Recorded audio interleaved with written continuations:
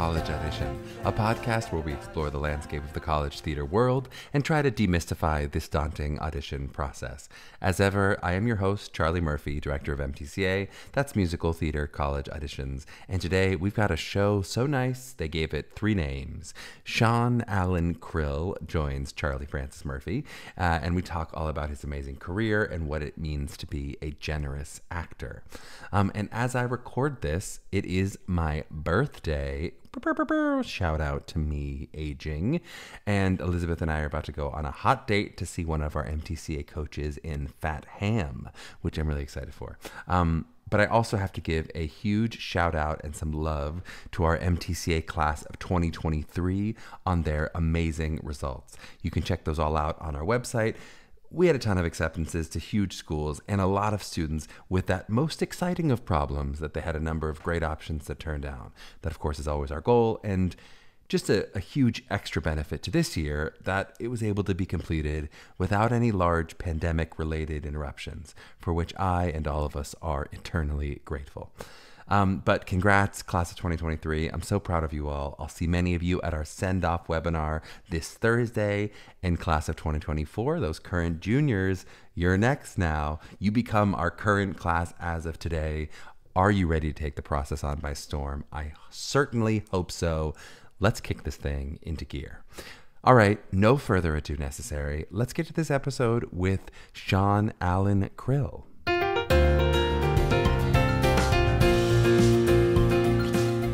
Well, we are so honored to be joined by Sean Allan Krill. Sean went to Wayne State University, where he was a Lily Tomlin Scholar for Theater. We'll talk a little bit about his journey at Wayne State specifically. He's been on Broadway in Parade, where he's currently playing Governor Slayton. Jagged Little Pill, where he was nominated for a 2020 Tony for playing Steve Healy. Honeymoon in Vegas, On a Clear Day You Can See Forever, Mamma Mia. He did the national tour of Mamma Mia and Thoroughly Modern Millie. Tons of awesome regional theater, which we'll get into a bit if we have time. He's been on TV in shows like Dope Sick, which is an excellent series everyone should watch. Elizabeth and I loved it. Dr. Death, Blue Bloods, many more. He's going to be in the upcoming feature film Intermedium and an upcoming Netflix series called Gentry Chow versus the Underworld, where he's going to be a cartoon, which is just delightful. He's also a dear friend, and I'm honored to have him on. How are you doing, Sean? Welcome. I'm so honored to be on. I'm doing great. How are you, Charlie? I am doing wonderfully. We're off to a rollicking start. And I'm going to start you just how I ask everybody to start, is if you can try to think back to 16, 17-year-old Sean, as you were beginning to contemplate this career, and maybe you thought a little bit about it younger, and you're looking at college. What made you think, I'm looking for this kind of thing in a program? Were you thinking about directly artistic training? Were you thinking about school? What made you end up at Wayne State? Wow, it's a really interesting story to me, anyway. And if it's not, we'll cut it. So that's fine. You know, I really didn't know what I wanted to focus on. When I was in high school, I was very, very interested in. I thought most of my childhood that I was going to be a commercial artist. Uh-huh. That's really what I really thought. So when I was in high school, especially my senior year, I started really focusing on my art classes. I was always involved in the band, so I was very, very musically inclined. I played the trombone. I was very into, playing like in a symphony. I thought that might be my job. And then I was also involved, had basically recently, my junior year, gotten involved in theater, which was sort of a new love of actually stepping on stage. So by the time I got to my senior year, which was when I was 17, my senior year, I knew that I was really driven by the thought of being either an artist, a musician, or an actor. And I couldn't decide because I was 17. It's hard to decide. It's hard to choose your entire future when you're that young. And also we didn't have a lot of money. So it was completely contingent on whether or not I could get scholarships to go to college. My family wasn't a big college family anyway. So you were not spending $100,000 to go to NYU or whatever. No. in fact, I was the first person in my family to go to college. Uh-huh. And the only reason that happened is because in the middle of my senior year, the woman who was in charge of the drama department at my high school, Betty DeWolf. Shout out. Yes, love her. And she found out that I actually didn't even take drama classes. I just did the shows. But we became very close over the 2 or 3 years that I was doing her shows. And she found out that I wasn't going to go to college. She literally dragged me by the ear down to the counseling office and sat me down and said, talk to this person. They're going to help you find a place to go to college. And they did.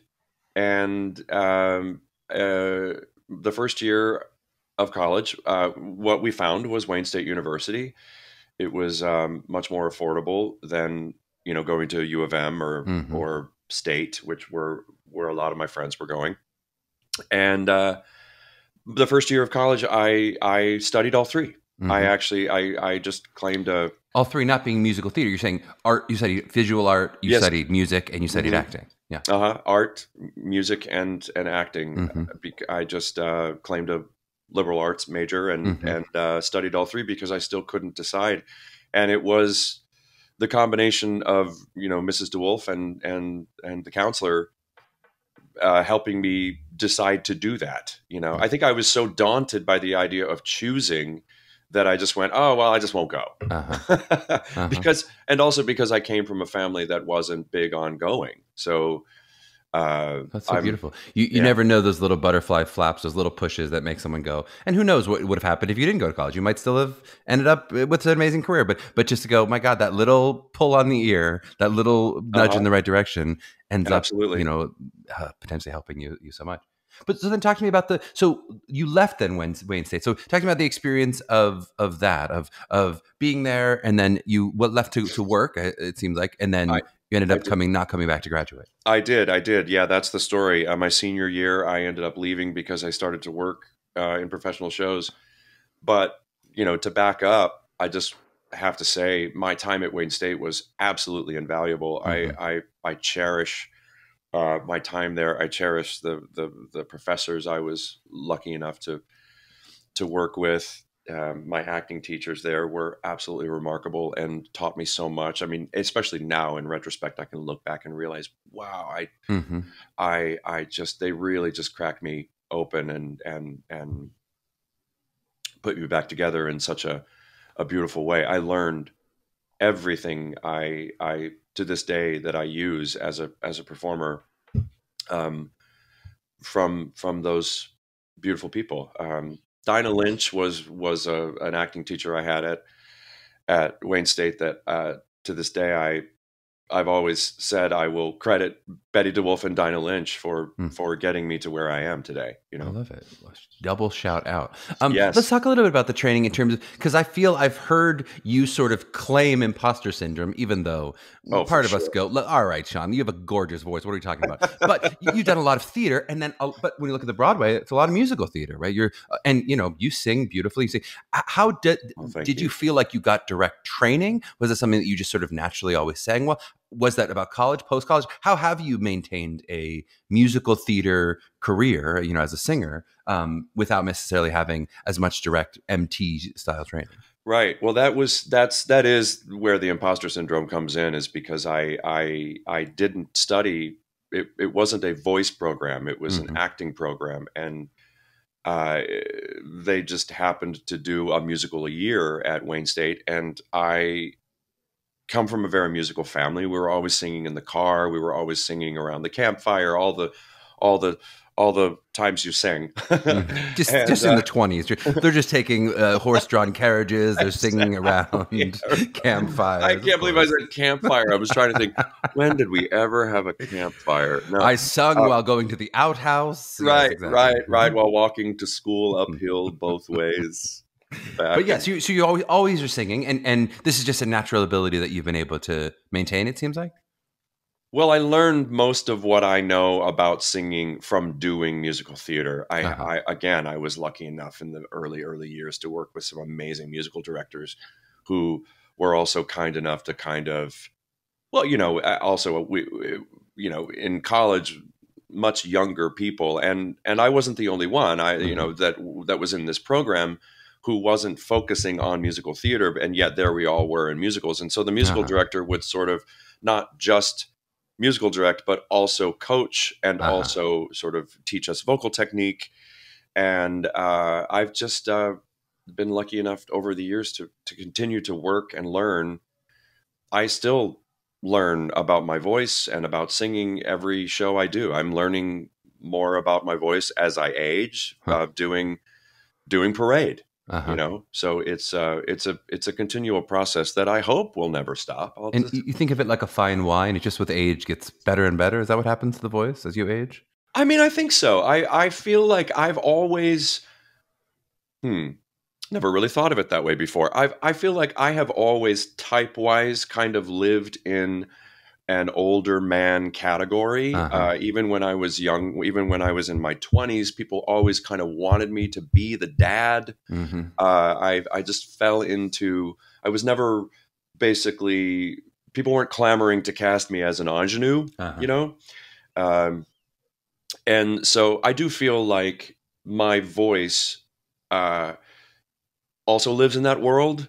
And so it's nice to not sort of feel like, there were the occasional shows in my 20s where people were like, hey, this is a really great tenor role that just happens to be right for you type-wise. And I would do my very, very best to masquerade squeak it out, as a but tenor. It's not really where my voice lives at all.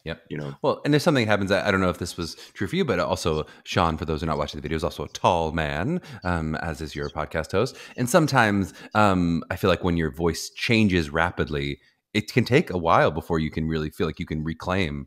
For me, it was very difficult to reclaim the top half of my voice. It took me years after the voice change. It wasn't like, 6 months and there we go. Like it was like a years long process. For sure. And I learned a lot by doing shows. I did a production of Superstar in Chicago, and that was basically when I remember. I think I was in my late 20s playing Jesus, and that was when I discovered falsetto and mix and all of that. I mean, up until that point, I really just thought of my voice as I had up until my top belt note, and then it ended. Yep. And I never really realized there was this whole other world up there. And boy, there is. It's beautiful. Have you heard that world? And it's a beautiful world that John's got going up there. Talk me through. I want to talk to a couple hubs in your career. So talk me to, let's get to 2008 and that Broadway debut of Mamma Mia, which maybe doesn't seem like exactly what you'd expect to be cast in or whatever right out of school. But what was that experience like? What, hitting the Broadway? And then I want to talk a little bit about the journey back to Broadway, which seems like it took a little bit of time. Well, it's all very complicated. I had done 2 years of Mamma Mia on the road, playing Sam Carmichael, and very unexpectedly, out of the blue, they called about 2 months after I had left the tour and just offered me Broadway. And the thing is that at the time, my partner Guy and I, my late partner Guy, had already decided to move to New York. We lived in Chicago at the time. We had already both been kind of being pulled to New York for various reasons. He had done the national tour of Sweet Charity, and I had just done Millie and Mamma Mia, and more shows were sort of asking us to come and sit down and live in New York. So we did, and then, but that was before I knew about Mamma Mia on Broadway, and so it was just a gift from the universe that they handed me that. That was one of the questions I had. So talk me through this Chicago actor life. Like, when you were in Chicago, were you Chicago only? Did you feel like you were kind of bi-coastal, like Chicago and New York? Or were you like, I'm here, I'm in Chicago, this is my home base if I'm not touring? I felt like it was my home base. I moved to Chicago. I went to Wayne State in Detroit, and I moved to Chicago to open the Chicago company of a show called Forever Plaid, and which is a four-hander about a 4-part harmony group in the 50s or early 60s, and big hit in the 90s. There were companies all over the country. Sure. Yeah, so they opened the Chicago company, and I was cast in that. So I moved to Chicago. I did that for 2 years. That was my first professional gig for Forever Plaid. And after the 2 years, I had met so many people and sort of become a part of, in a very small way, become a part of the Chicago community. And so I just stayed and started nurturing a career there. And it really was invaluable because Chicago theater works very differently. It's more based on most of the theaters are subscription based, so they will do 4 to 5 shows a year, 3-month-ish runs.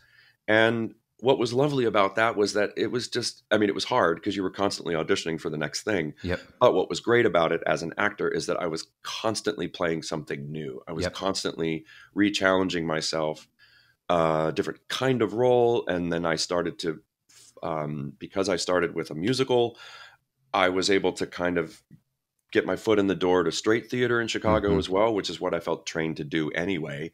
Excuse me. And so I was able to kind of foster a career where I was going back and forth from musicals to plays, and also doing 4 or 5 shows if I was lucky a year, and really building up a repertoire of diversity, I guess, just sort of teaching myself new things with each show, you know. As you say, that list of your regional theater credits, I mean, a lot of in the Chicago area, it's amazing. There's so many shows. I mean, you see Shakespeare, you see musicals, I mean, you've worked everywhere. You've done all this different stuff. You know, it seems like that is the MO often of a Chicago actor, is that you really can be acting. You get to do a lot of work. Are you also then often working side jobs? Like, I feel like sometimes the rap on Chicago actors, it may not be as remunerative as a New York City, as a Broadway certainly, but even, you know, depending on what the theater you're working at, obviously some of the Chicago theaters pay better than others. But were you at the time, you know, doing other paying the bills sort of things, or were you mostly acting and being able to pay the bills that way? I was mostly acting. I was very fortunate. I have a vague memory early on in my time in Chicago. I temped for a couple weeks, and but for the most part, I was able to act and support myself being an actor. Now, like you said, it isn't as remunerative in Chicago. There is a little bit of a sort of ceiling as far as how much you will ultimately earn as a performer, but it is it really is an acting based theater community, and I miss it. I loved it. I was there for about 15 years, and like I said, it taught me so much. But there was a point where I thought, well, you know, if I want to really bring home some bacon, we're gonna at least give New York a shot. Totally, because that's that's the actor dream, right? New York or LA, where and the bacon is. That's where all the bacon is, in New York and LA. Exactly. No, but it's something we talk a lot with our students, especially when we're maybe talking about with the school episodes, when we're talking to faculty members of places. You know, if a place is based in Seattle, if a place is based in Pittsburgh and Atlanta, you know, that we go, there are other theater towns that aren't New York and LA where it can be helpful. You know, some people in Minnesota, they go, I'm going to spend a couple years just getting some true professional credits if you haven't done that before, feeling what it feels like to work, and then make the big move. Absolutely. It's so smart. I mean, because I was a young actor, you know, I don't think I was necessarily thinking it through that way when I was in my early 20s. But I mean, when I look back on it, I thought, wow, it was really the best thing that could have happened, because I don't know. I guess sometimes I feel, I don't feel bad necessarily for younger people in the business in New York, but I do wish for them that they had more of a chance to kind of step out of their comfort zones more often, as I did when I was in my 20s, because I was constantly being asked to try new things and play new parts. And where now, of course, the downfall to that is that the long running shows in Chicago's are rare. Right. And let's face it, getting a long running show is a really, that's an amazing thing. You got the day job. Now you get to sit, enjoy, relax. Yeah. But as far as sort of really working on your craft, variety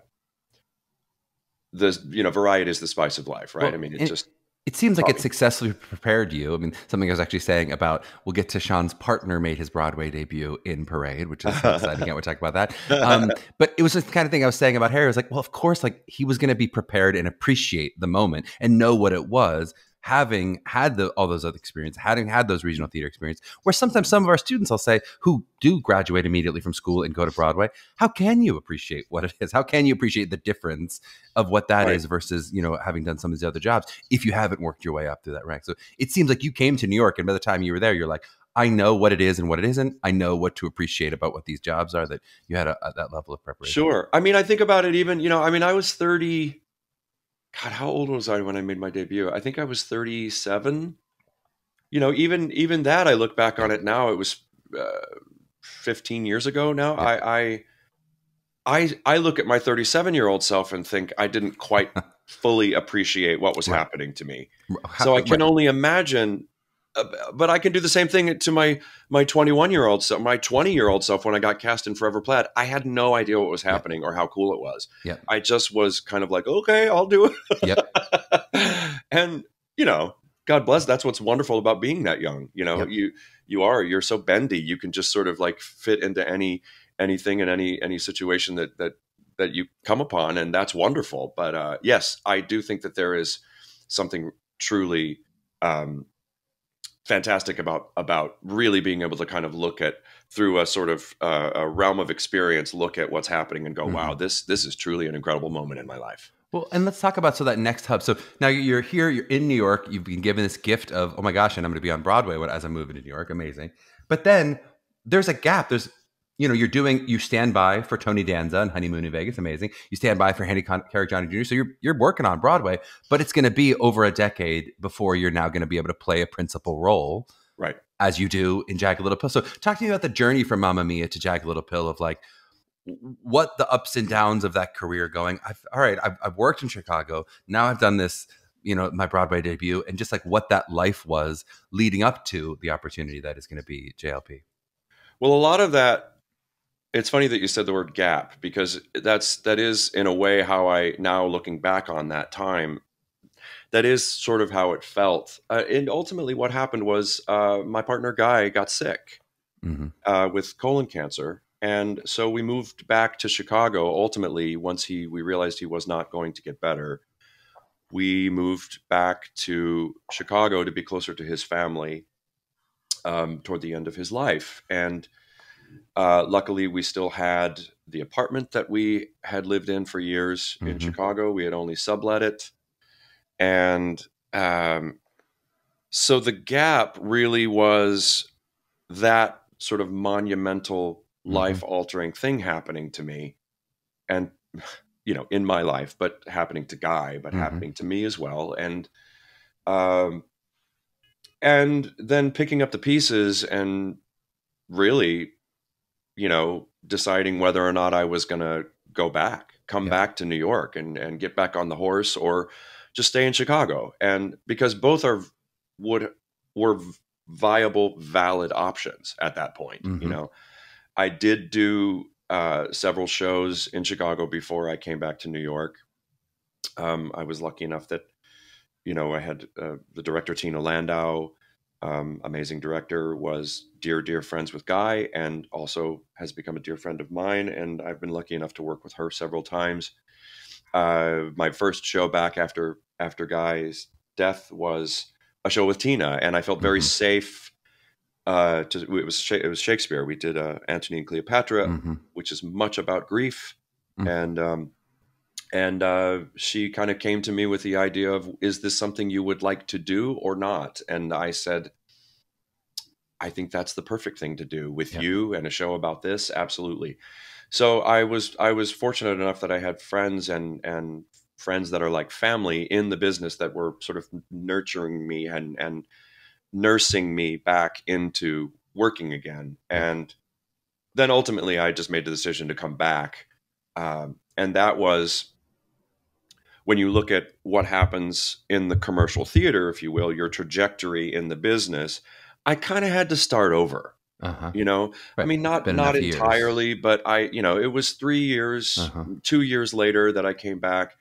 And so I always think of that first gig was the standby for Harry Connick, a great gig. You know, I mean, I was very proud to have that track in the show. It was important. Of course. And, but it was a really nice way to kind of step back into the world. And, but it took time, I think, for, to sort of get back on the track that I was on in 2008. Yes. To basically introduce myself to New York. Yep. You know, to reintroduce yourself to people. Right. I'm here. I'm back. Right. Yeah. I mean, I think, you know, I also think like it's beautiful hearing you speak about this, and I've heard you talk a little bit about it before. The logistics of going through something like this.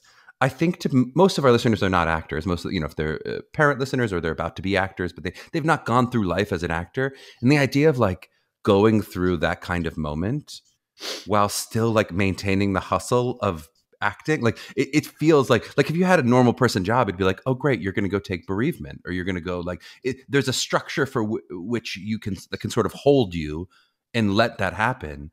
Whereas it feels like as an artist, you have to create that structure for yourself, right? Like you're not taking leave from a job, right, to go deal with this. Like what was, I guess, how do you navigate that balance of going, I'm dealing with this personal grief, but I also at some point have to pay the bills, and I have a career that I got to pick back up. Like, I mean, obviously you mentioned that Tina was instrumental in that, but like, how are those two things being weighed, or those multiple things being weighed as you're going through that?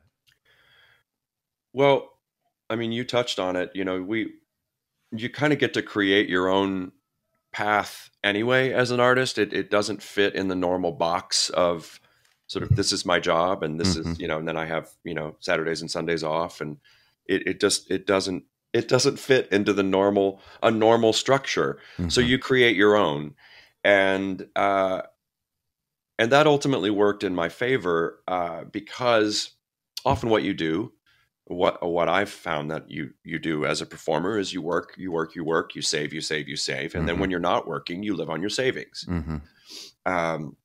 That's basically what I've done my entire career. I save while I am working so that I can live when I'm not, and just audition and not make the money until I make the next paycheck. Which takes a kind of stoicism. You are living enough below your means to save when you're making a good Broadway salary.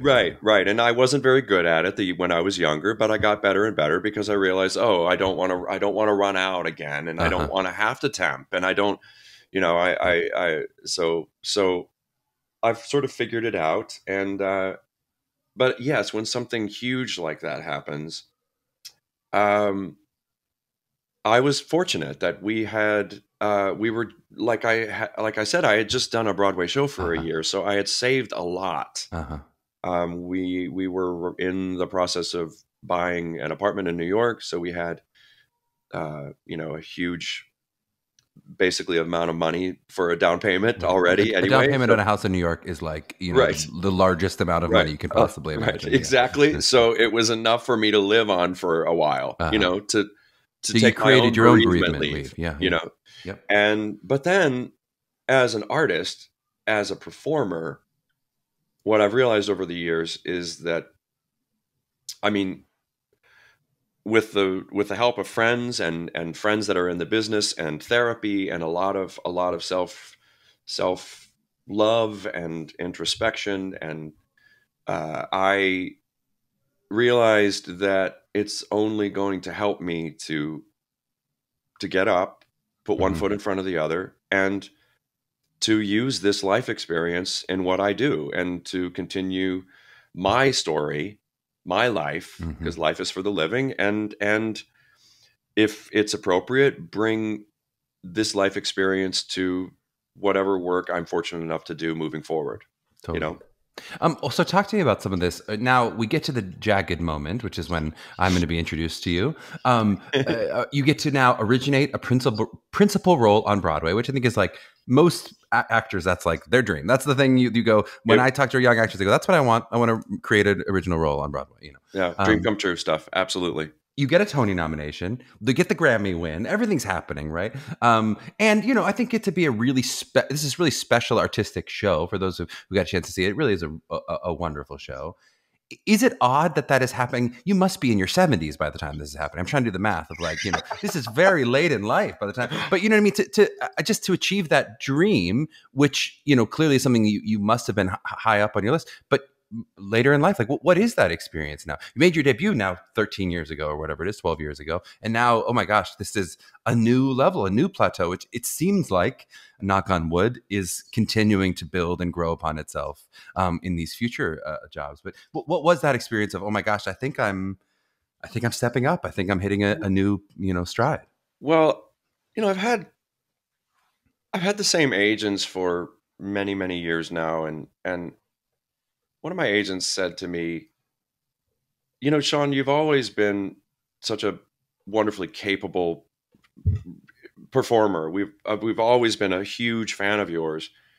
But there was something about, he said, but there's just something about what you're bringing to your work now that is just, it's just really leveled up. And, I have no explanation for that except just time and possibly the experience that I just talked about, bringing that to my work. There's also, there's nothing like that kind of loss to just thrust everything into perspective. I'm not that scared of things anymore. I care a lot, and I care about my work. I care about art. I care about theater, but ultimately there's a part of me that's like, it's just a play and no one's dying. Something released for you, that the tension, the way you held it maybe is not quite as firmly gripped. Exactly. And so I just, it's my job, and it is the thing I care the most about. It is, it's funny. I was thinking about it earlier when I knew I was going to be talking to you, and I was thinking about myself, and we often do this, right? We talk about ourselves as artists, and I do think I am an artist, but it's interesting. I feel more like, like what I do, like acting feels more so hands-on. It's almost like I feel like a tradesman or something. Like totally. Do you know what I mean? We always talk about that in school, the blend of technician and artist. It's not one or the other. You're not just an artist, like throwing paint and seeing what happens, and you're not just a technician. It is a blending of the two. Absolutely. And so I just feel like, I don't know, I guess just with age and experience, I feel more brave, I guess is the simplest way of putting it. I'm not afraid to just try things and fail. And because I've done that. Yep. And I've had actually the scariest thing that I ever imagined happening to me has happened. And so one bad performance is not quite as scary anymore. You go, all right, that wouldn't be. Yeah, I don't like it, and it hurts my heart a little bit. But yeah, it's but like I said, nobody's dying. So yeah, I think that's. I think I answered your question. I feel like I completely tangented away from your. It's certainly, I think, what many of us, if you got to see Sean in Jagged Little Pill, so we'll talk about his performance in the second half. I have some secret compliments to give him in the second half of the interview. But one of the things I think about in that performance, he will break your heart singing Mary Jane at this moment when you think you've lost your partner, and it's just like, for people who know you, you can't not watch that and think about you having had that experience, and it just. I'm so crying talking about it now. No, but it moves. It's so moving for the audience. Really, it moved me every night, and that was one of those moments where I knew that it was appropriate for me to bring my experience with Guy into it. Because there are a few people. Thankfully, there are a few people in the world that know what it's like to crawl into a hospital bed with someone that you love more than anyone else in the world, and fear that you will lose them. And I was like, wow, I actually, I'll never forget the first day we staged it with the hospital bed. I was like, wow. Okay. I need to pull myself together here. This is like, it was almost a moment where I needed to walk up to Diane and say, this is too much for me. Yep. This is like, I'm going to talk about a trigger, like I was triggered. Yep. But I am of the mindset that there are times where it's actually our job as actors to allow ourselves to be triggered and to work through it so that we can help the entire audience work through it. We often talk about that with material of like, what is it to do stuff that you know about with a capital K that you know about? Like, you can, of course, use the magic if, and like good actors can play lots of different stuff you haven't experienced too. But when that lining up happens where there's like, oh, this person knows about loss. This person knows what unrequited love is. Whatever that thing is, when you hit that little vein, there is magic that happens when we go, oh, this is specific and true for this person in a way that you feel as an audience. We go, that feels authentic. That's just a different thing. And yet I still get to feel like I'm acting, right? Because it's Elizabeth Stanley. And you are. You may have heard of her. Yeah, so I've heard of her well, exactly. It's Elizabeth, and it's, and it's MJ. I'd be in and that hospital bed, Sean. Okay, I would. Yeah, exactly. But, well, let's bring us to this current moment. So you've met the amazing Harry Boovy, and the two of you guys have really connected both over losing your partners. It's kind of a beautiful story. And now you're in a hit Broadway show together with amazing, incredible actors, and your husband is covering you, making his Broadway debut, which is also just amazing. So tell me, what is that experience? I almost can't imagine going through this level of an experience with someone you love deeply, and watching that big of a moment in their life, sort of watching that be shepherded. I'm telling you, it was one of the happiest days of my life. Watching Harry make his principal debut as Hugh Dorsey just a couple weeks ago. I mean, it's been a wild journey, wonderful, like dream come true, bucket list. I can't believe this is happening from the beginning. Yep. But when it sort of culminated in him going on as Hugh Dorsey, Paul Alexander Nolan plays the role. Harry covers Paul and I and two other tracks in the show, and but Paul Alexander Nolan and I share a dressing room. So Harry not only went on and made his principal debut, but Harry and I shared a dressing room. Oh my God. It was just absolutely incredible. I mean, there have been so many times where it was just, and it's just absolutely impossible for us to not bring Scott and Guy. Scott Cunningham was Harry's partner who he lost in 2009. And that was actually Harry and Guy connected over that. And then I met Harry through Guy. Excuse me. So, here we are, flash forward 13 years later, and we just, listen, if it was the two of us as a couple in a Broadway show together, that's enough to celebrate, right? I mean, that is a huge win. It's amazing. But we look at each other and we're like, we look at what we've done. Look at where we are. Look at where we thought we would never. I just can't believe. And I'm so proud of him. I'm so proud of us for you guys continuing as a team too. To move forward. We've helped each other through it in so many countless ways. And I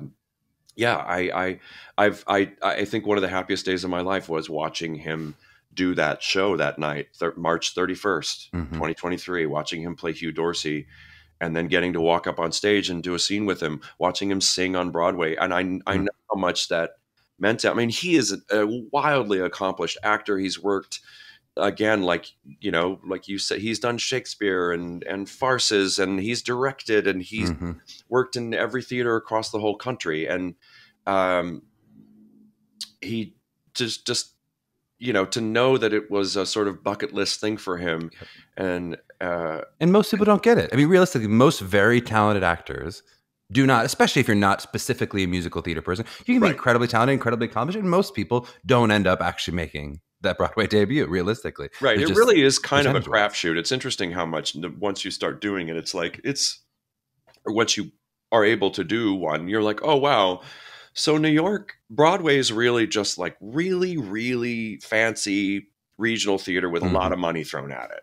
I mean, it is just a region, let's face it. It just happens to have this like crazy amount of tourism and people and a lot of cameras and money pointed at it, so, but yes, it's just as random, like as randomly as I lived in Chicago for 15 years and I never worked at the Goodman Theater. Right. That's a great example where people go, well, of course, that's where you're going to work. And that's what you want to do. Yeah, sure. If I get the right show and if it hits, and I'm sure you went in for stuff. Yeah.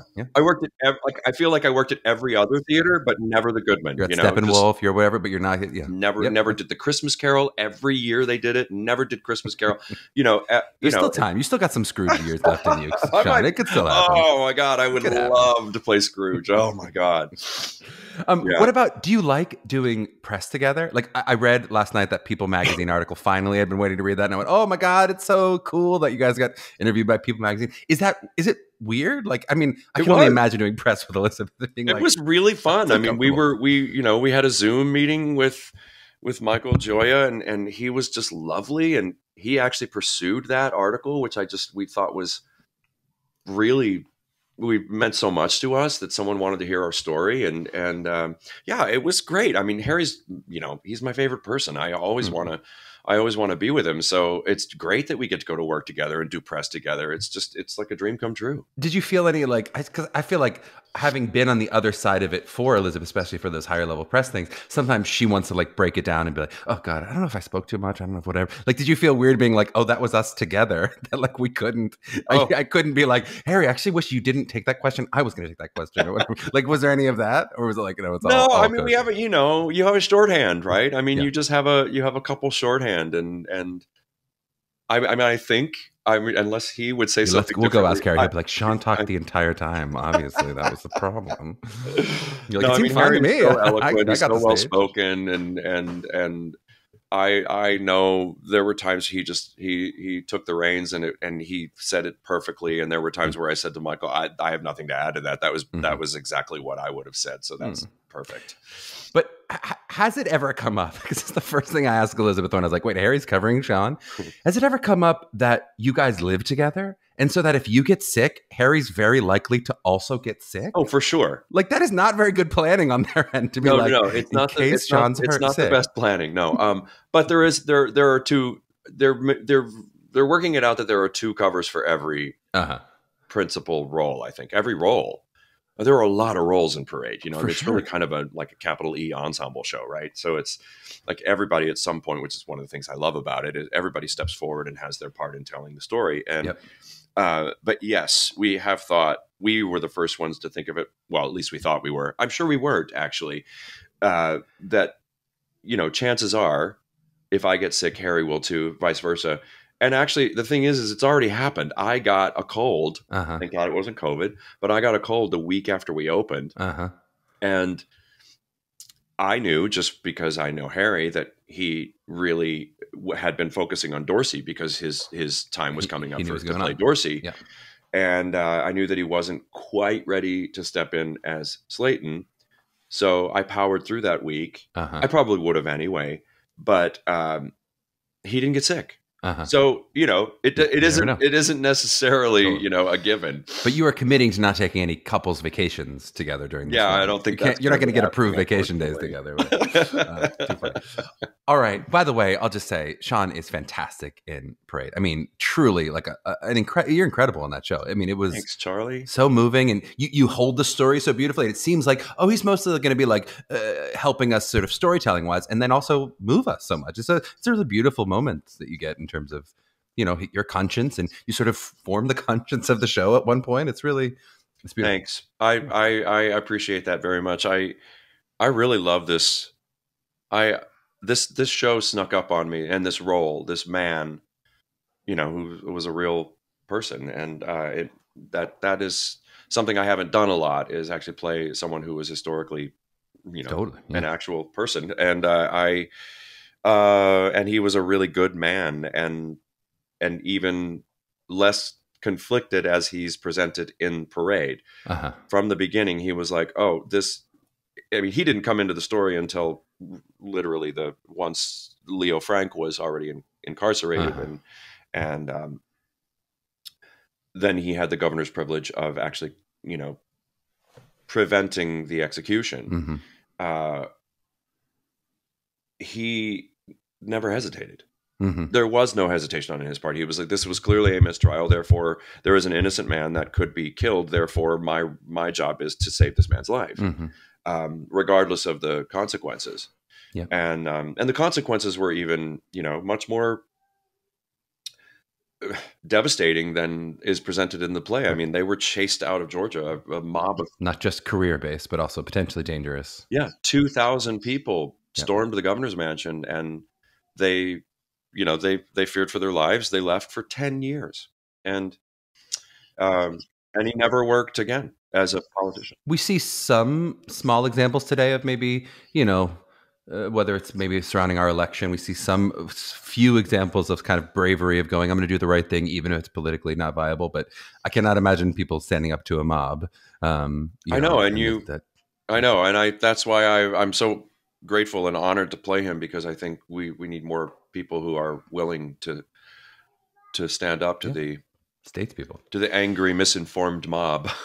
Okay, we are going to take a short break because I have more compliments to give to Sean on the back end. So we're going to take a short break, and then more compliments will ensue.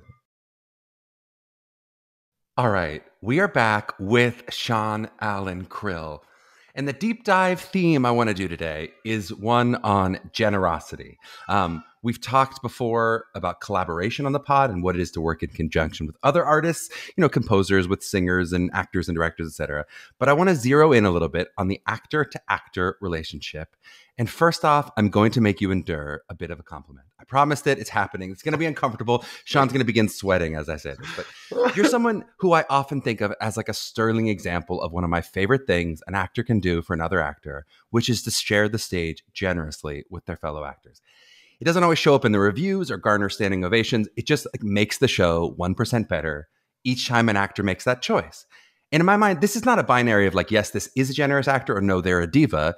But it's like this tricky balance in serving the needs of the play in conjunction with another artist, and the ability to put the needs of the company over one's own ego. To not defer when it's your moment to step into the center stage, but to live honestly and joyfully in the flow of what the present moment needs. So, compliment and rant nearly being over, I guess I would just ask, is that kind of generosity something that you have consciously thought of cultivating as an artist?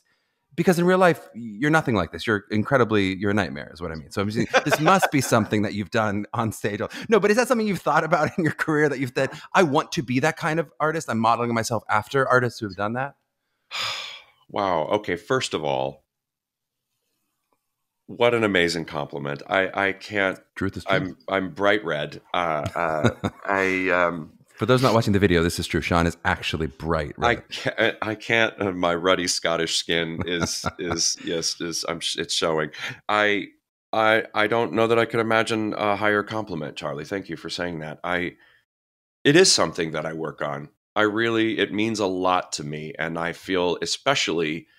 First of all, it's easy when you work with someone like Elizabeth, who is, and she's the same about you. Yeah, she's the same way. There she is playing MJ in Jagged Little Pill, and I felt completely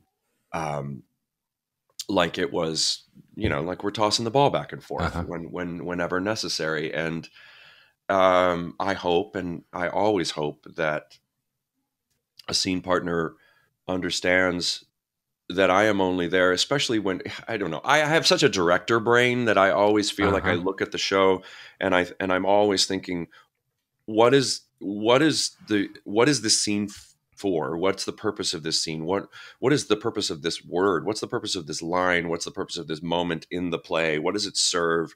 Who needs to be served? What character development could happen in this one tiny oomph of a moment that I might be able to help, sort of tell to a giant room of people.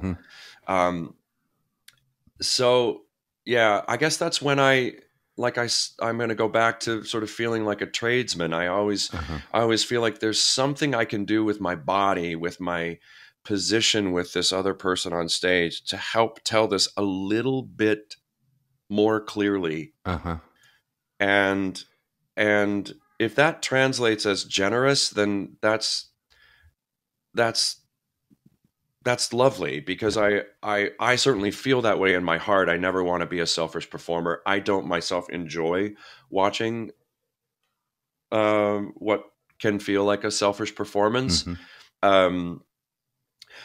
the spectacle of something can be very entertaining and impressive, but ultimately I feel a little empty after. If it feels ungenerous. I love it. And, and I love to talk a little bit about that balance of the director. We've had that concept come up before in the show of like, because I feel like that is exactly the danger of being really good at this. Likely means some part of you is directing, right? Is just going, what does the show need? You have that outside awareness of the greater play, not just your role in the play. How do you find that balance for yourself? Because obviously you can't fully live outside your body and just be like, what's everybody else doing? Like you have to be in your character. I always feel a need to check in with the director because I need to know, and sometimes it's very difficult to understand how a moment is reading when you're in it as the actor. I have to be very careful with my director brain because it isn't always appropriate to have the director brain. Just play your part, just play your part well and stop worrying about the whole picture. But I do think that it's a fine line because I think it is important to know exactly what the purpose of your role is in what is your puzzle piece mean? What does it mean to the entire puzzle? What story are we telling? And if you have no ability to do that, then we know just on a granular level, the director does not have time to find every single moment and go, okay, that's not telling that story. Okay, that's becoming about that. Like you have to be able to, when you know what the story is about here, to be able to go, well, I can kind of self-regulate at least enough to make these adjustments myself as we try it. Right. Well, like for example, a really good example of this, exactly what you're talking about, Charlie, is I think is Parade. I had to really, because to me, I go into playing Slayton and I think this is a really good man. Like from the beginning, this man is a very good man. It took me a while to understand why or how the audience was reading him as told through Alfred Urry's book and Jason's music, how he is reading in the glimpses you get of him in Act One. It took me a while to understand, and I had to really think like, oh, all they see is a man stand up and say, the South has never been defeated.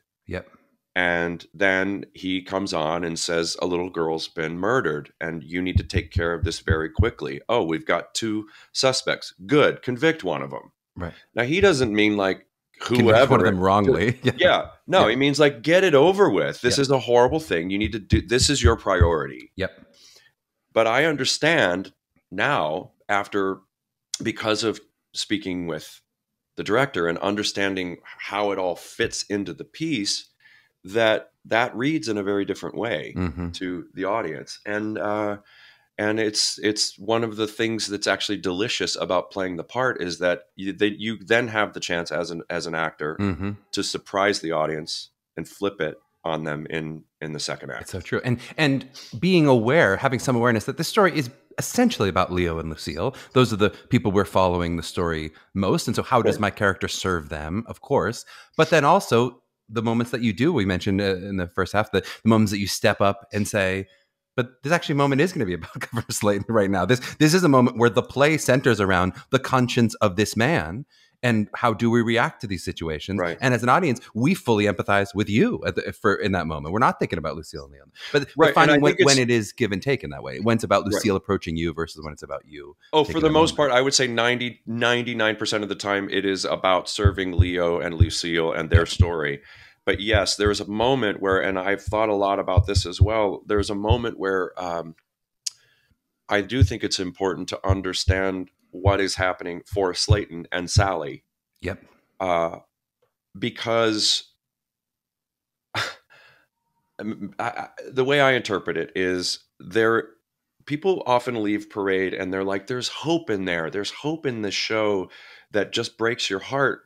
But also you do leave, even as dark as the story is, you do leave with a sense of some kind of hope. And people often can't put their finger on it.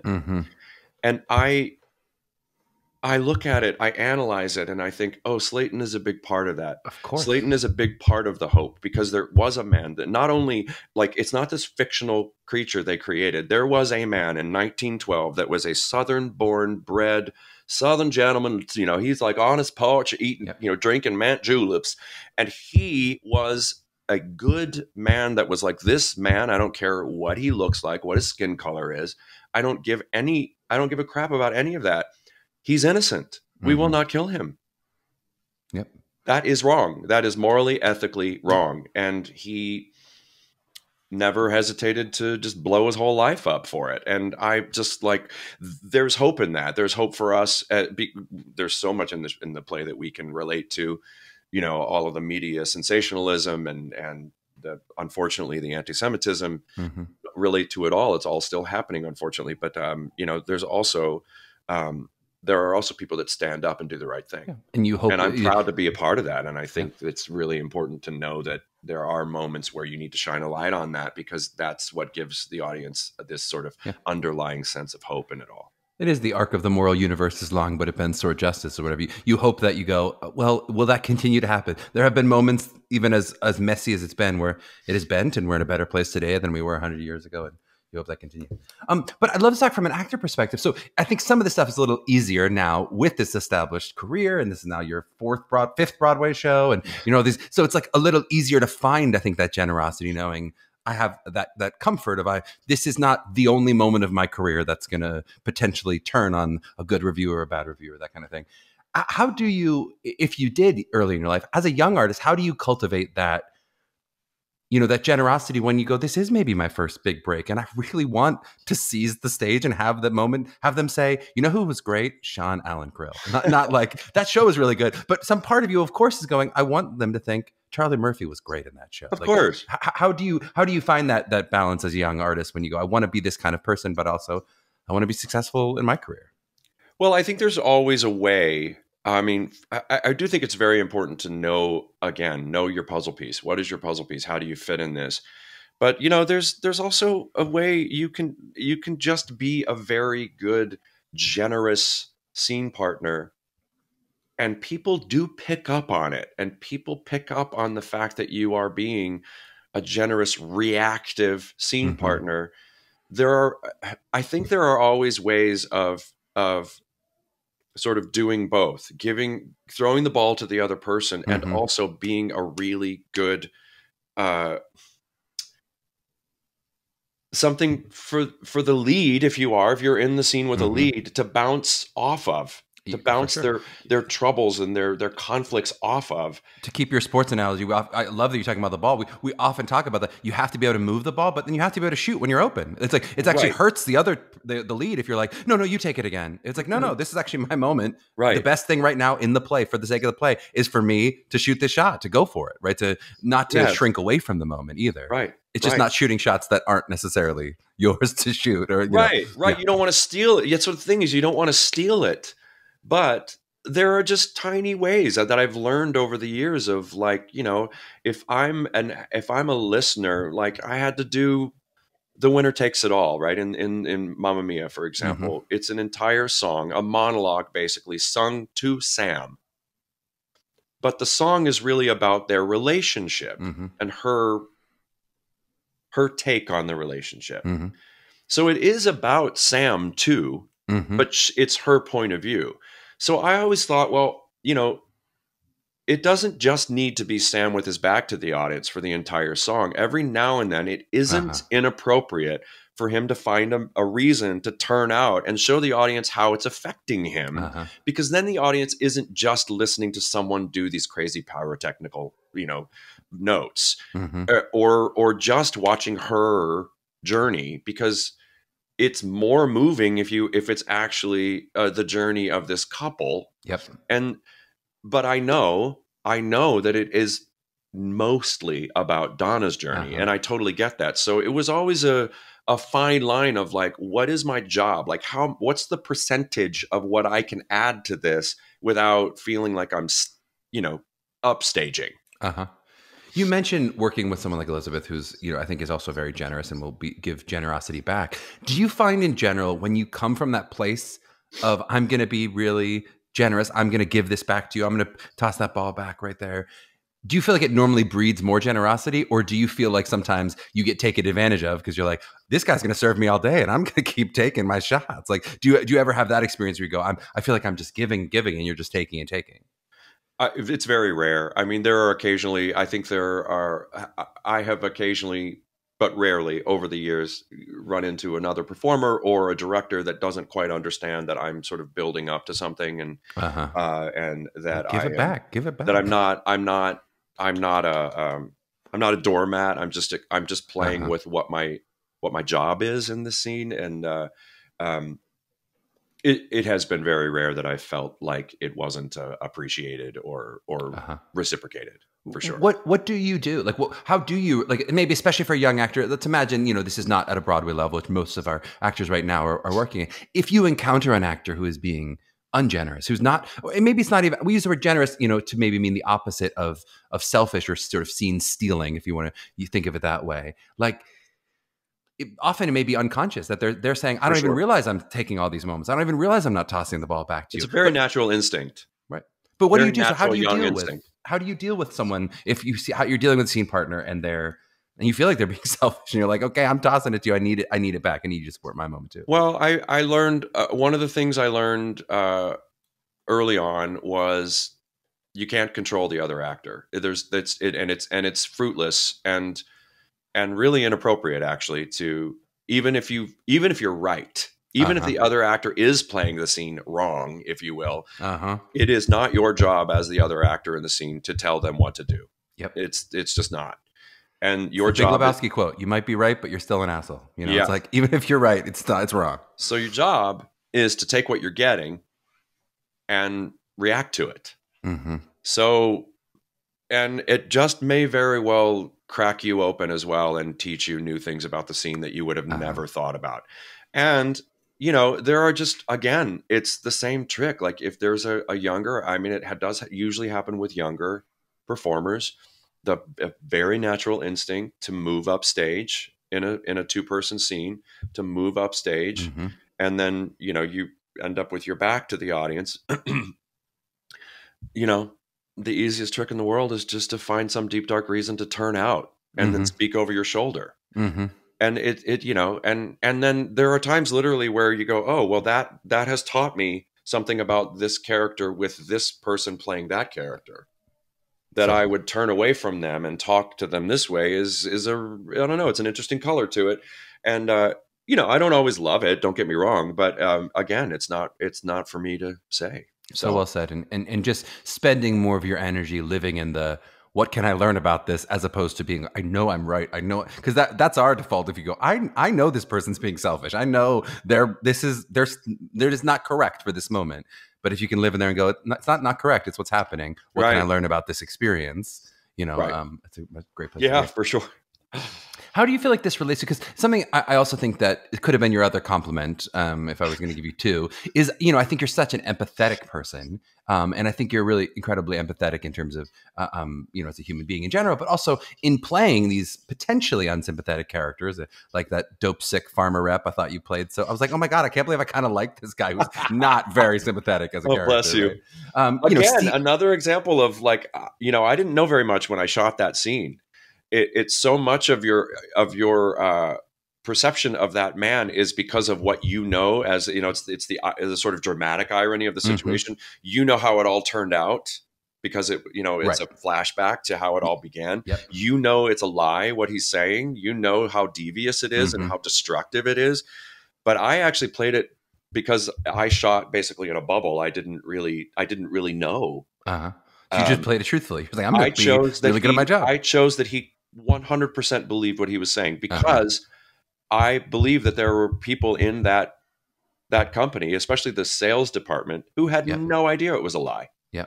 So, but you're watching it from outside and from the future, and you're going, "Oh my God, this guy's such a jerk. He's a slimy jerk." And it was so fascinating. That was really like 99% of the time the reaction to that, and I just found that.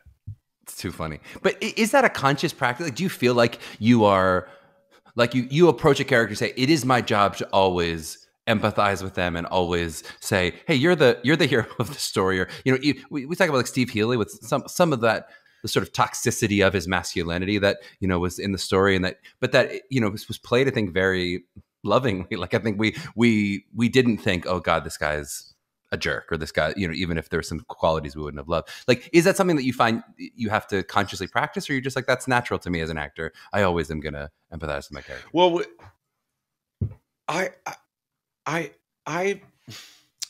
I've learned about myself that I have an innate sense. I do think that in theater, especially, I have an innate sense of sort of sweetness that people pick up on. I don't know what other word to use. That sounded really... Puppy dog sweetness, I believe it. Sounded real. Yeah. I'm so sweet, I'm you just guys. like sweet like candy. You know what I mean? Like, I think that I think part of our job is to know how we read as performers. And I've learned over the years that I know what I look like. I understand that I look like a certain kind of man. Yep. But there's also something about me that people sort of usually end up going, oh, he's a good guy. Uh-huh. And so with someone like Steve, who was a very different person than I am, I felt like I needed to lean into his rough edges and his toxicity and the masculinity of that man who was maybe a little bit more oblivious to his actions, as Sean is. Yeah. Yeah. And that was really my challenge with that, was sort of laying that in, because a lot of it happened before the play started. Yep. Steve starts changing basically from the first moment you see him, because MJ has changed. Yep. So it was like I needed to lay in a past with these two people that was based on a kind of archetypal man-woman thing, and then the first day of the play that you watch is that cracking open. It's so interesting. They often talk about like so much of a director's job is casting. And I do think that's where it's like they really set themselves up well by casting you in that role. And it's not obvious reading the script that you would be casting Sean Allan Krill. To me, like there's definitely a version of like a pretty bro-y totally. Steve, where I go, when I went back and read the script, I'd already seen you do it. And of course, there's no one but Sean for the role. And then you read it and you go, oh, I could have seen this cast very differently. I'm sure they saw some people who were much broier, but made the choice. And I could see you carrying the broy thing further into the story too. But there's so much is sort of immediate, like, what's going on with you? That if you look back on the first couple scenes, I think the sort of like toxic masculinity stuff is there. It's just. It reads differently on different people. It reads differently. And a credit to the play. One thing I think is really wonderful about the script of Jagged is that everybody has a bit of redemptive arc in that it's not like these are the good characters, the bad characters. Sure. You find redemption in all of this. Right. Are we ready to play our very special game? Sean, yes, this is going to be a difficult game, I'm going to be honest. Okay. Sometimes they're silly. Sometimes they're challenging. I mix it up a little bit. This game is called Governor or Govna. All right. So I'm going to read you some quotes, and you're going to have to tell me if they're a real politician, normally a governor, or a fictional one, which is a governor. Okay. Simple to learn, impossible to master. I'm going to read you a quote. You're going to tell me it's real or fake, governor or governor. Got it? Okay. Wait, are the fake quotes actually from fiction or real quotes by fictional people? Okay. Yes, if that makes sense. And a little bit of a mix of both. Some of them are just impossible to answer, so you'll do your best. The first quote: fear is a powerful weapon. It can excite and motivate and can get people to yell and scream. But fear has never created a job. Governor. That's a governor. That's Governor Andrew Cuomo. 1 for 1. You're doing great. Okay. Sean. There's nothing wrong with America that cannot be cured by what is right with America. I'm going to say governor again. That's governor. That's Governor Bill Clinton. Absolutely. Okay. All right. I, as president of the United States, have actually achieved something which is virtually unheard of. Governor. That's governor. That's right. Well done. That's Julia Louis-Dreyfus from Veep. Well done. You're doing fantastic. All right. 3 for 3. Okay. All right. Never doubt that a small group of thoughtful individuals can change the world. It's the only thing that ever has. Governor. No, that's Governor. That's Governor Josiah Bartlett from The West Wing. Anytime in a game I can, I try to sneak in some West Wing. Always. It's always. Oh, I love it. Okay. All right, here we go. I grew up a skinny kid with a funny last name and Coke bottle glasses, so I experienced my fair share of bullies, but I learned with the help of humor and resilience to never give up. I'm going to say governor. That's a governor. That's Governor John Hickenlooper of Colorado. Okay. Okay, here we go. There's nothing we can't do if we work hard, never sleep, and shirk all other responsibilities in our lives. No idea. These are very hard. Governor. That's Governor. That's Governor Leslie Knope from Parks and Recreation. Parks and Spoiler Rec, alert, okay. she eventually becomes governor. Okay. It's simple. If it jiggles, it's fat. Governor. No, that's Governor Arnold Schwarzenegger. Oh That's my Arnold God. Schwarzenegger, who's kind of a governor and a governor. But Right. We're going to give him governor in that way. Governor. Why do we get stuck with old maid and spinster and men get to be bachelors and playboys? I'm going to say governor. That's Governor. That's Cynthia Nixon from Sex and the City, which is almost a governor, but actually. Oh, governor. right. Oh, No, no, we that's a twist. Okay, twist. I love that. It means that I must live in obscurity the rest of my days, but I'd rather be plowing in a field than to feel that I have blood on my hands. Oh, that is governor. That's Governor, kind of Governor. It's kind of both. John Slayton from Parade. We love. Yeah. Okay. I know that one. 'Tis one thing to be tempted, another to fall. I'm going to say, "'Tis one thing to be tempted, another to fall." Governor. That's Governor. That's Angelo from Measure for Measure, a duke, kind of a governor. We're giving you a little Shakespeare there. For reasons passing understanding, people do not relate guns to gun-related crime. Governor. It's Governor. That's our second Aaron Sorkin reference. That's Michael Douglas from An American President. Wow, I'm really sucking on the governor. The governor ones. The governors. I'm fooling you sometimes with the governors. All right. It's our time to unleash the power of New York's women. Governor. Governor. That's Governor Kathy Hochul, who saw you in Parade. I know. I met her. So, she came right up to me right after and she said, "Governor, it's so lovely to meet you." Thank you, Governor. And I said, "Oh, it's lovely to meet you too." And she said, "Thank you for giving governors a good name." Okay, you have three more. They Okay. only get harder. Everyone wants to demagogue everyone else. That may be good politics, but it's awful policy. Governor. And that's Governor. That's Governor Chris Christie. We must not be misled by left-wing incompetent news media that day after day feed us a diet of fantasy telling us we are bigots, racist, and hate mongers. Yikes.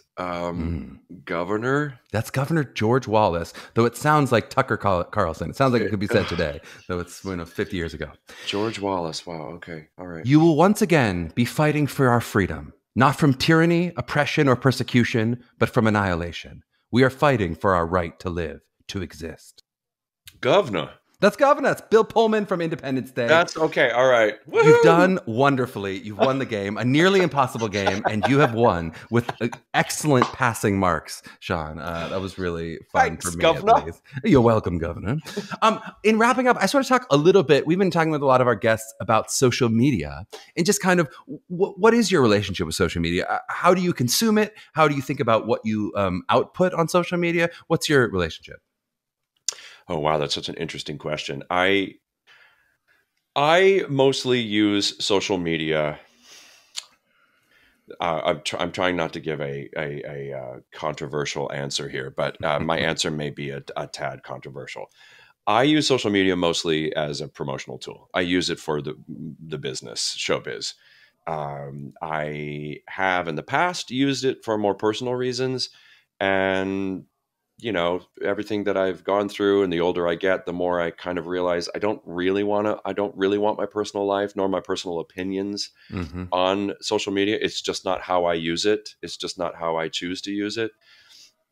I don't always necessarily think that using it to share your opinions is necessarily a helpful thing. I don't know how much it changes other people for the good.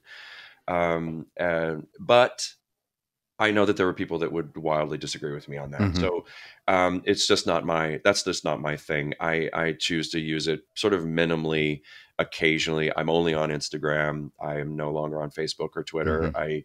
I just, and is that more because you feel like in contributing to maybe what feels like toxic discourse online, because certainly we agree, most people would agree, online is not the best place to have like deep, thoughtful, intricate Right. political There conversation. is no nuance. There's no nuance. Is it about your contribution to that conversation, or is it more about like how it personally affects you? Of like, I go on Facebook and I read stuff, and I'm like, I need to not be reading. A little bit of both. Yeah, it does really affect me. I like, as you pointed out earlier, I'm a pretty very empathetic person, and the toxicity that can happen online, it really gets under my skin. It really bothers me, and I don't like seeing people act, especially over the course of the pandemic. What I saw was people acting and treating other human beings in such atrocious, dreadful ways that they would never do if you were looking someone in the eye in the room.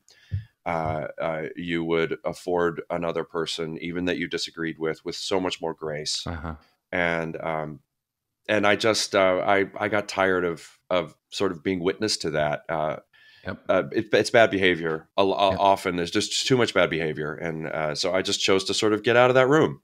Totally. And you see the reverse too, right? We saw that sort of hypocrisy sometimes of kindness online, and hey, you posted that black square or whatever, and then you say something, you go, what, you're saying that now? Like, it's like the difference of people's public and private personalities. Sure. It's shocking.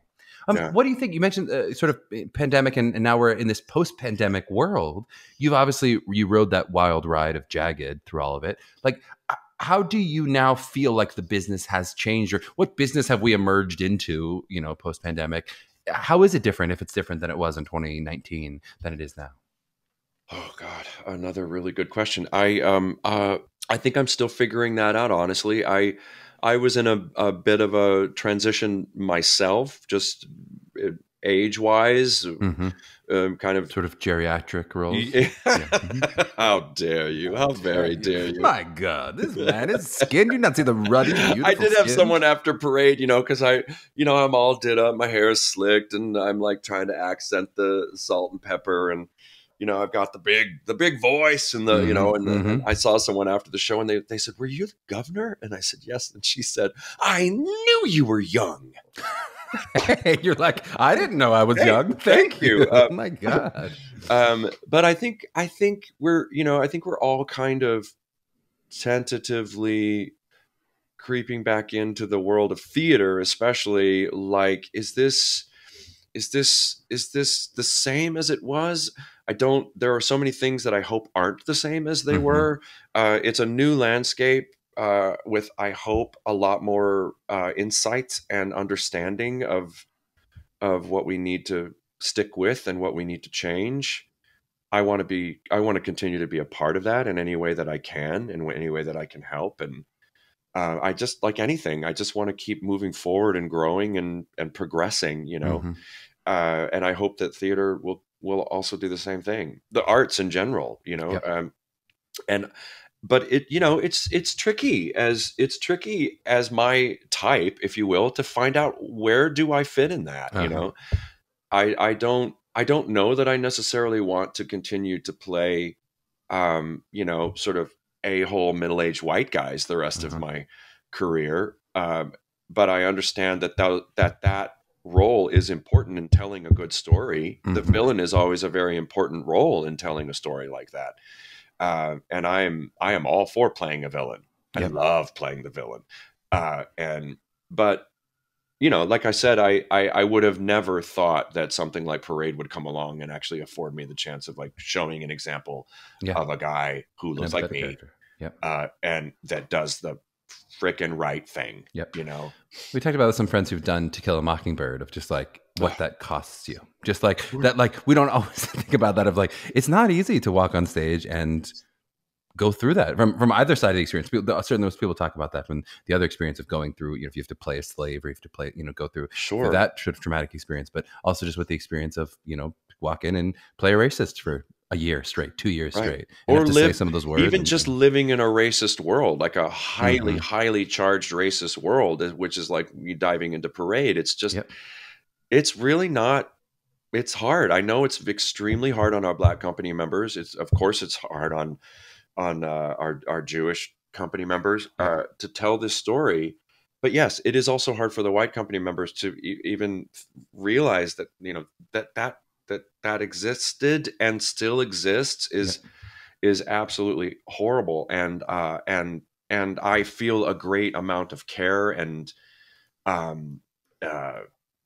trepidation. And all I ever want to do is reach out to my Black and Jewish friends and in the show and just say, how are you doing? This must be so difficult for you to watch over and over and over again. And we talked a lot about it. Of course, we had an amazing sensitivity officer, if you will, and James.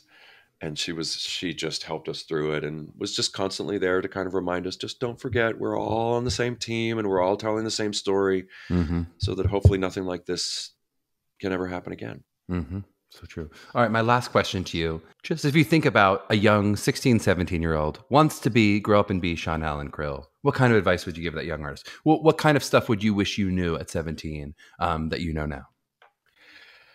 Oh, gosh. I spent a lot of time in my early career trying to sort of force myself into certain roles. You think that your job as an actor is to sort of be, absolutely just so diverse that you can do anything, and it's a wonderful exercise to try to challenge yourself, to challenge your instrument, to challenge your soul and your breadth of knowledge of what you think you're capable of as an actor and a performer. And so I'm not saying that is not a good thing, but what I would say looking back is that it is just as valuable to focus on what you have that is unique and singular, and focus on that. Do what you do. And if it doesn't happen to fit into a show, that doesn't mean it's not good. Just do what you do. Really, what you love doing is great. If that is also what you feel like you do well, then keep doing that and nurture that and let that grow and become your thing that is absolutely exceptional, because that is going to eventually get you work. There's going to be a moment where you crawl into a hospital bed and you go, man, this is something that I'm better at playing than almost anyone else on earth. Like I've gone for a while, I spent so much of my life as a young actor sort of thinking that I needed to kind of like man up and be more butch so that I would be more like what I looked like, I guess, what I was being told I looked like. And then I realized, like, no, this is the duplicity of how I read and and how I feel is actually, I think, what makes me an interesting, different actor. And I've just finally realized that's the key to. That's your superpower. That's what I like to do. Yep. And I love it. Yeah. John, you're amazing. Where would people follow you? They're on Instagram only, it seems like, is the only option. Facebook is dead for you. So where are they gonna follow you if they want to hear more? At Sean Allan Krill. Easy enough. Sean Allan Krill. SEAN. As many A's as you could imagine being in all A's. Yeah. There's only an E in Sean. And figure out where to put it. You'll figure it out. I'll bet you won't get it wrong if you try. But that'll be in the show notes, of course, for people to click on as well. Sean, thanks for the time today, man. It was such a pleasure. Oh my God, it was so good to talk to you, Charlie.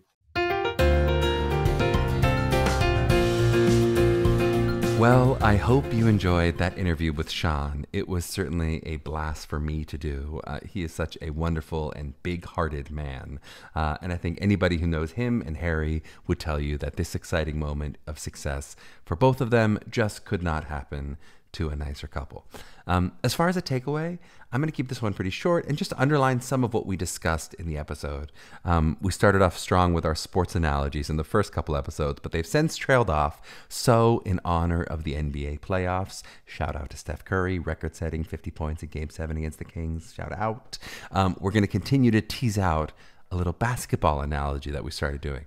I mean, I think so often acting is compared to tennis. Leo, my partner, will often compare acting to tennis. And I think there are some great comparisons there, from the idea of the ball of attention, how you react to your scene partner, to the psychological elements of what it is to play a solo sport like tennis is very much like the solo pursuit of this career from a business perspective. But when you're on the court itself, I do think acting is even more like a basketball style sport, or if you want to sub in soccer or hockey, any of those kind of team sports where multiple people are moving toward one objective in an organic and improvisatory way. And especially, I think, shows like musicals or Shakespeare shows, which can tend to be a little hierarchical, those can really mirror sports like basketball when we talk about this conversation of generosity. Basketball is a great example of where you have kind of stars and role players. You have a LeBron James and you have an Austin Reeves or whatever. You have a Steph Curry and you got a Kevon Looney. If you don't watch basketball, it's mean nothing to you, but basically the idea of you have stars who might be the sort of diva leads, and then you have more role players who do a little bit more of the dirty work. When we talk about this conversation of generosity, it's sometimes maybe said in acting as like serving the story. I think Sean used that as an analogy. But in team sports, we might call this like being a team player. In basketball, this might mean you're setting hard screens and hustling on defense, which might not always show up in the box score, but is really helping your team win. In the theater world, it might be the focused way you give attention during a scene, even when you probably could get away with glazing your eyes and just staring off into space, but you really giving your focused attention and how helpful that is to the other people on stage. And to continue to tease this analogy, the opposite of that, an actor upstaging someone or trying to steal a scene that's not written to be theirs, maybe they add in a joke that's not really there, but they can kind of get a laugh out of it. That might be similar to a role player in sports, jacking up a number of difficult shots and trying to be the hero, whether or not they hit. In this episode, I talk about generosity like it's always a positive thing or a selfless thing to sacrifice. And I guess I do have some of that value judgment, as I think often young actors, their instinct is to do the equivalent of shooting as often as possible, as opposed to that hard screen setting and ball moving that is often most needed in the roles that they're going to be playing early in their career. Again, often every career is a little different. But like we said, it is just as important as setting those hard screens when that's what's needed. It is important to confidently shoot your shot when the time comes. And I think the additional thought I want to throw in there is that so much of this can boil down to self-awareness. It is such a key skill for young actors to cultivate, to be aware of yourself. You can't be so self-flagellating and afraid to take up space that other people in the room have to take care of you and build up your ego when it's your time to shine. But you also can't conversely be so full of yourself that you think your diaper doesn't stink. And as you continue to cultivate your taste and awareness of what is happening in each room you walk into, there's something so helpful about checking in with what needs to happen in this moment and how can I support that? This is true on stage with what's happening in the scene and how can you serve the scene, whether that's about generously giving it or pushing antagonistically against the other character, whatever that is. But it's also pivotal in each room you walk into. What needs to happen right now in this process and how can I support this? If others in the room are voicing a ton of opinions, is another opinion needed or maybe my silence? If there's a lot of negativity happening, how can you introduce something positive into the room? It's not about noting the other people or trying to change what they're doing, but just you yourself rowing in the right direction and doing your part to pull the ship where it needs to go. That kind of thing is always noticed by directors and other actors, and it is very likely to get you invited back into the room with those people again.